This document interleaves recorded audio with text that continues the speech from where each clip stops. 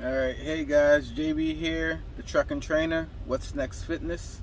Today I'm going to talk about, uh, I guess, meal timing. How to make that a little more efficient for hopefully your routes, your loads, um, and then in turn also it probably help you save some money and obviously help your health as well. And this is not exclusive to trucking. This is outside of trucking too.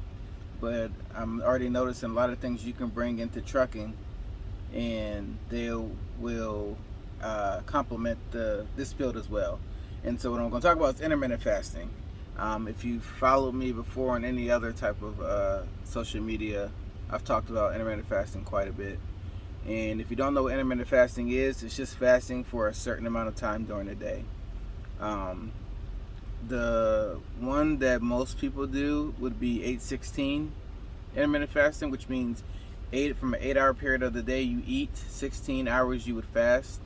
So say for instance you didn't start eating until noon, you would have up until 8 p.m.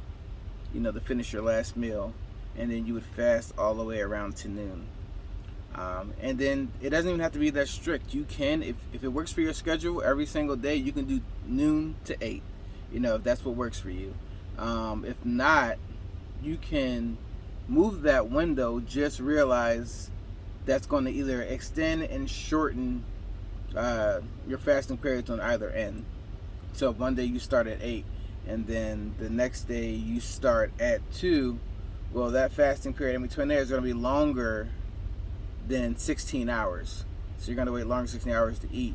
And then same thing vice versa. If you start earlier the next day, obviously that fasting period is going to be shorter.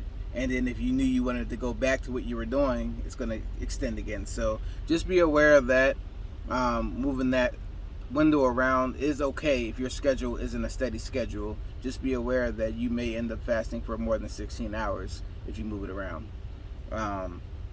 And like I said, 8-16 is the one that most people do. You don't have to do 8-16. If you feel that it's too much, when I train, I always like to start my clients at a very lenient one. You look at what you're already doing. So say most people start eating, say like 7 a.m., and then maybe they finish eating by like 9 p.m. That's when they're done for the night. And so 14 hours normally you've eaten. If you start eating at 7 and at 9, you ate for 14 hours out the day. Assuming you don't eat during the middle of the night, you go to sleep, you wake up and do the same thing.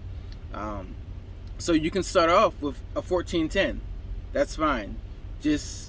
I think the structure is more important than the actual hours, because if you're just willy-nilly picking any hours you want whenever you want, I don't feel like you're going to benefit from that, because you're not paying attention to what you're doing. You can fall off very easily. So if you need to start off with a 14-10 where you're eating 14 hours out the day and only fasting for 10, just do that. That'll at least get some structure going. Pay attention to that. And if you want to do that for like a week. And then I like to have people wean themselves onto a more stricter one. So say you did it. If you did the whole week, 14-10, perfect, no hiccups. All right, that following week, start a 13, working on my math here, 13-9. Yeah.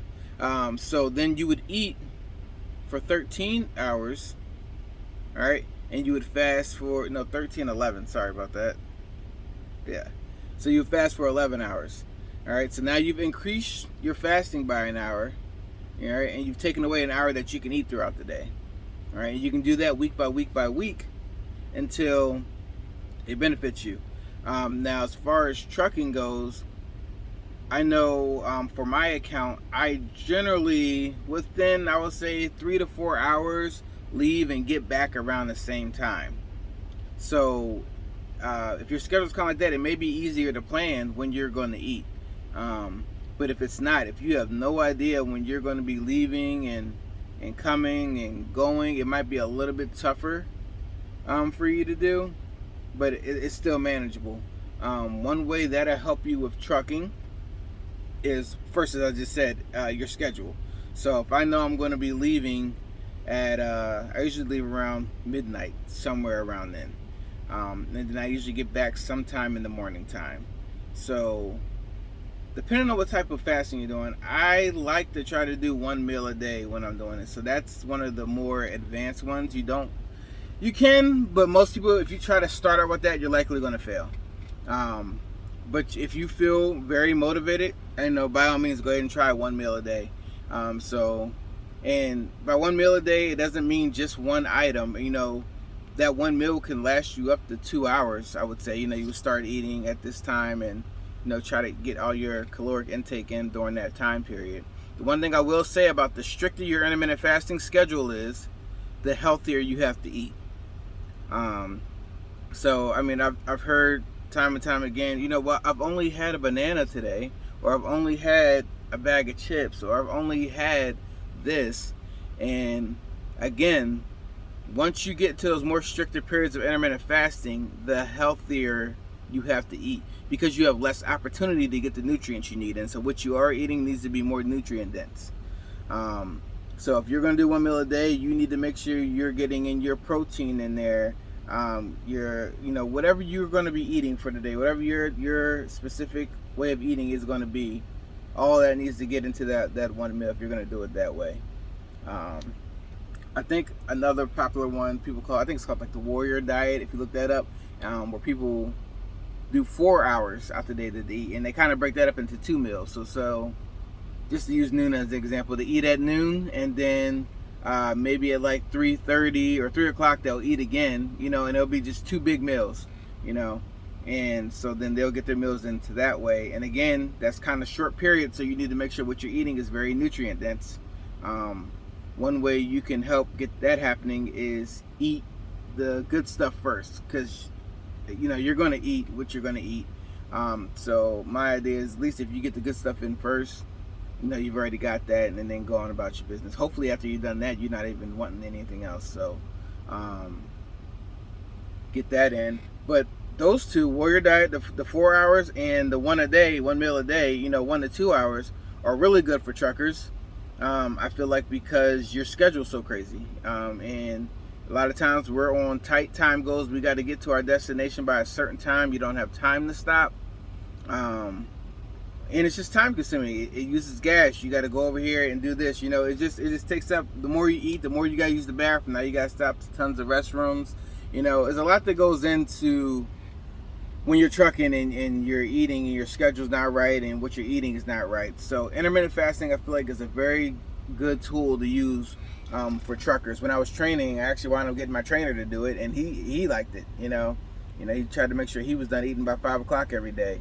So that makes it easier. Also, when you're looking for a truck stop, you can just stop at a rest stop. You don't have to find a place that has food or the food that you like, because if it's not your time to eat, there's no point looking for that anyway. So you can just stop, weigh station, rest stop, truck stop, wherever you need to stop, and not have to take into account, what you're going to be able to eat, because you may run low on your hours. You run low on your hours, and then you wind up having to stop somewhere that doesn't even have a good place to eat, and so now you're just getting a bag of chips and candy off the shelf, and that's what your dinner is, and obviously that's not healthy. So intermittent fasting definitely brings structure to the meal planning when it comes to trucking, as well as it's just healthier overall. There are a lot more benefits. Intermittent fasting is more than just caloric restriction, which goes back to, again, people will tell me, well, I only had this today, I only had these 3 things, and then you look at when they ate them, they ate something at 7, and then they ate something at noon, and then they ate something at 9.